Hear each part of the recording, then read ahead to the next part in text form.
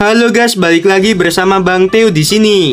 Kali ini Bang Theo akan melanjutkan cerita Again the Sky Supreme. Buat kalian yang penasaran, langsung saja ya simak video kali ini. Melihat mata tulus Xuan Yuan Changfeng, Toba Yingying akhirnya mengangguk. Meskipun ras surgawi tidak memiliki hati, kita memiliki emosi dan keinginan, dan telah ada cinta di antara anggota ras surgawi. Namun, aku tidak pernah memiliki perasaan dengan manusia. Changfeng, aku tahu kamu baik padaku, tapi kita benar-benar tidak cocok. Xuan Yuan Changfeng menatap Toba Yingying dengan harapan. Kita sudah bersama begitu lama. Apakah kamu tidak memiliki perasaan sama sekali untukku? Toba Yingying mengingat dalam benaknya bahwa Xuan Yuan Changfeng memanggilnya dengan sebutan Bingsan. Berpikir bahwa Xuan Yuan Changfeng akan pergi, mata indah Toba Yingying menunjukkan sedikit kesedihan, dan dia tetap diam. Kesedihan di matanya jelas tertangkap di mata Xuan Yuan Changfeng. Lalu dia berkata dengan hati-hati, "Apakah kamu sedih karena aku akan pergi?" Toba Yingying menggelengkan kepalanya sedikit. "Aku tidak tahu." Kalimat "aku tidak tahu" membuat Xuan Yuan Changfeng merasa bahwa tidak peduli berapa tahun menunggu, itu sudah sepadan. Setidaknya, dia tidak dengan tegas dan kejam mengekang perasaannya sendiri seperti sebelumnya. "Aku mengerti." Xuan Yuan Changfeng menghela nafas lega dan berkata dengan tegas, "Ingat Bingsan, dimanapun aku berada, aku akan selalu merindukan dirimu. Dimanapun aku berada, aku akan sangat mencintai dirimu. Aku tidak peduli keluhan macam apa yang ada di antara kamu dan saudara perempuanku. Yang aku tahu hanyalah aku akan menunggumu seumur hidupku. Bahkan jika aku menunggu sampai dunia tua, aku rela karena aku sangat mencintai dirimu. Bingsan, ingatlah, jika tidak menikah denganmu, aku tidak akan pernah menikah dalam hidup ini." Mendengarkan hal itu, wajah Xuan Yuanru sangat jelek. Toba Yingying ingin mengatakan jangan, namun tiba-tiba dia tidak ingin mengatakannya. Pada akhirnya, Toba Yingying memandang Xuan Yuan Changfeng tanpa mengucapkan sepatah kata apapun. Xuan Yuanru, Xuan Yuan Haokong dan yang lainnya pergi. Tanyun melihat Xuan Yuanru dan tiba-tiba berteriak, "Rower, perasaanku padamu di masa lalu adalah nyata, dan nyata dalam kehidupan ini." Setelah waktu yang lama, Xuan Yuanru melayang ke udara untuk sementara waktu, lalu tiba-tiba menoleh ke belakang. Suara merdu dan kejam terdengar. "Bukti apa yang kamu miliki?" "Waktu. Aku akan menggunakan waktu untuk membuktikannya," Tanyun berkata tanpa ragu. Xuan Yuanru mencibir, "Aku tidak butuh waktu. Jadi biarkan aku memberimu kesempatan untuk membuktikannya." Tanyun sangat gembira. Kemudian, kata-kata Xuan Yuanru selanjutnya membuat Tanyun tercengang. "Gunakan nyawamu," Xuan Yuanru berkata dengan dingin. "Jika kamu bunuh diri di tempat, aku akan percaya apa yang kamu katakan. Jadi bagaimana?" Tanyun memejamkan mata. Tangannya mengepal erat. Dia benar-benar ingin bunuh diri, tapi dia tidak bisa melakukannya. Dia punya saudara dan istri. Dia harus bertanggung jawab atas mereka. Membawa perseteruan darah yang dalam, dia tidak bisa melakukan itu dengan egois. Tanyun perlahan membuka matanya. Air mata mengalir di matanya. "Aku benar-benar ingin bunuh diri, tapi aku tidak bisa melakukan itu." Perasaan Tanyun yang sebenarnya terungkap, tetapi sebagai gantinya, mata Xuan Yuanru mengejek dan menghina. Pada akhirnya Xuan Yuanru, Xuan Yuan Haokong dan yang lainnya secara bertahap menghilang dari langit dan pandangan Tanyun. Tanyun mengepalkan tangannya dengan erat, mengangkat kepalanya dan berteriak dalam kesedihan, dan meninju dadanya dengan kedua tangan. Melihat wanita yang dia cintai pergi, dia tidak bisa berbuat apa-apa. Terlepas dari prosesnya, Tanyun dulunya menghabisi Xuan Yuanru dengan tangannya sendiri. Pada saat ini, Tanyun berbalik dan berjalan menuju pagoda Ling Xiao di belakang singa naga emas. Air mata jatuh di wajahnya yang tampan dan menyakitkan. Tanyun sangat tidak berdaya. Dia takut bahkan jika dia menaklukkan surga di masa depan, dia tidak akan bisa bersatu kembali dengan Xuan Yuanru. "Suamiku." Shen Shubing menatap punggung Tanyun yang gemetar dan berteriak pelan, "Shubing, Yukin, kalian tidak perlu mengkhawatirkan diriku. Aku ingin sendiri. Dato, kamu terbang menuju Gunung Tandus." Setelah Tanyun meninggalkan kalimat, dia menghilang dari pandangan semua orang dan muncul di lantai 48 pagoda Ling Xiao. Dia sangat cemas dan sedih sehingga dia mencurahkan seteguk upaya yang melelahkan. Pada saat yang sama, Xuan Yuanru, Xuan Yuan Haokong, Xuan Yuan Changfeng, Xuan Yuan Linger, Chu Xia, Sang Sihan dan Sang Sihong terbang dalam kehampaan. Xuan Yuanru yang pucat tiba-tiba mengeluarkan seteguk usaha.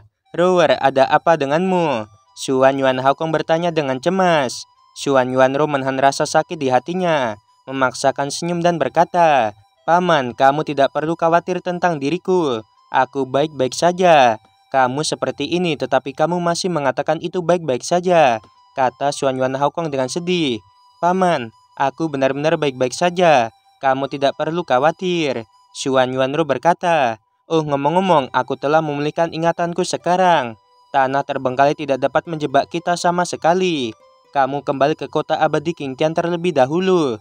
Aku akan menghabiskan beberapa tahun mengamati struktur tanah terbengkalai. Dan kemudian, aku akan mencari tahu bagaimana cara pergi dari sini." Kemudian, setelah Xuan Yuan Haokong dan yang lainnya pergi, Xuan Yuanru melihat sekeliling ke hutan tua yang sepi di pegunungan. "Xuan Yuanru, menangislah jika kamu ingin menangis.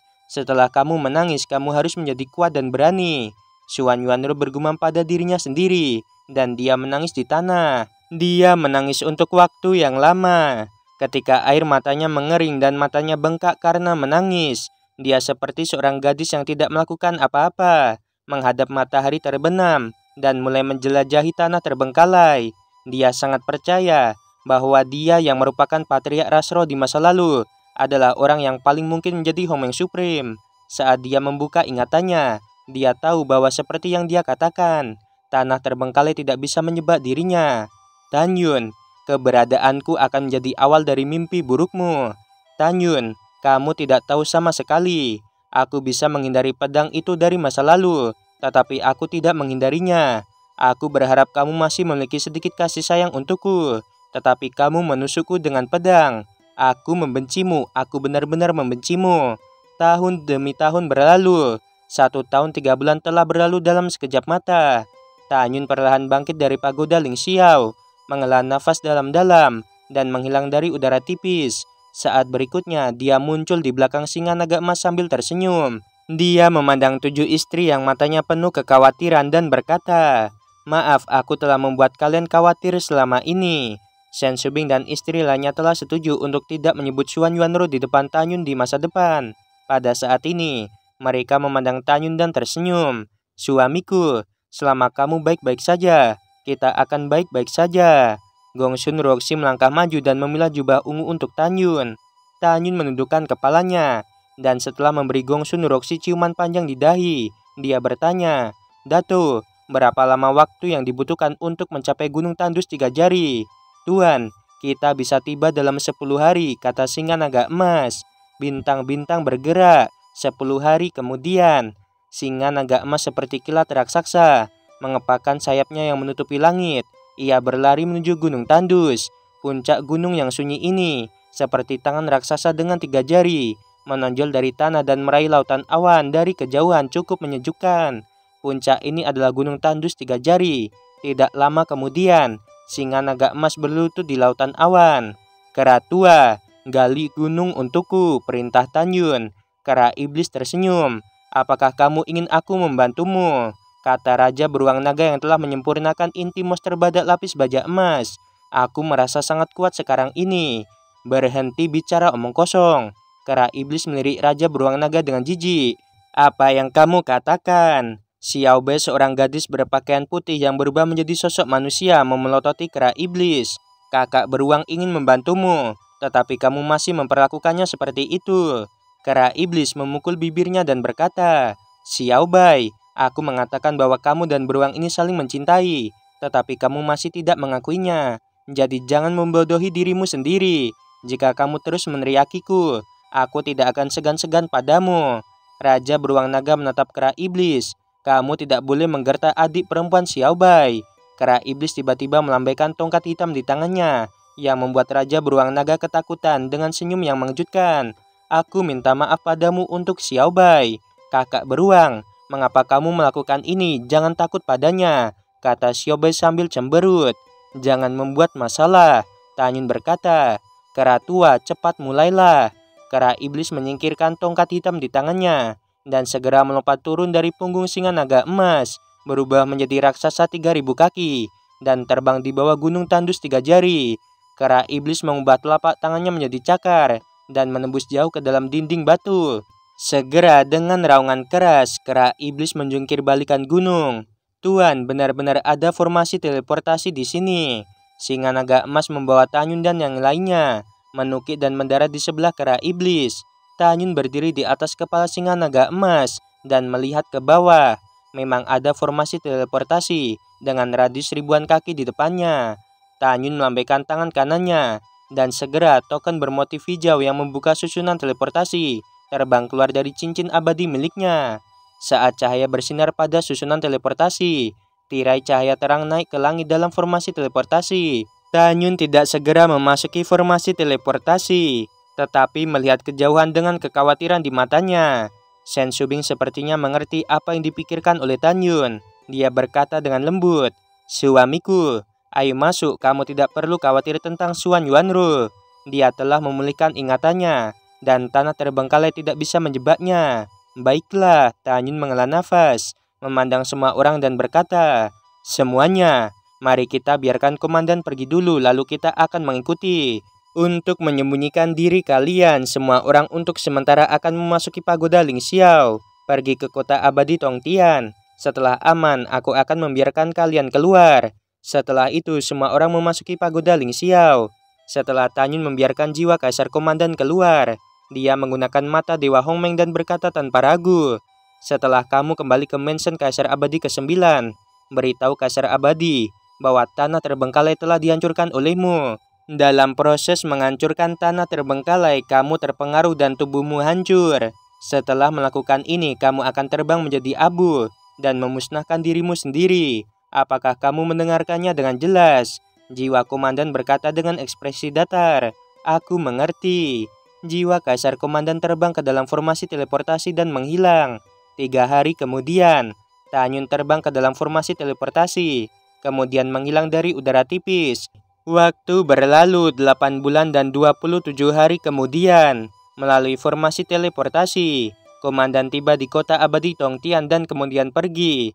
3 hari kemudian, Tanyun yang telah melalui formasi teleportasi tiba-tiba merasa pusing di benaknya.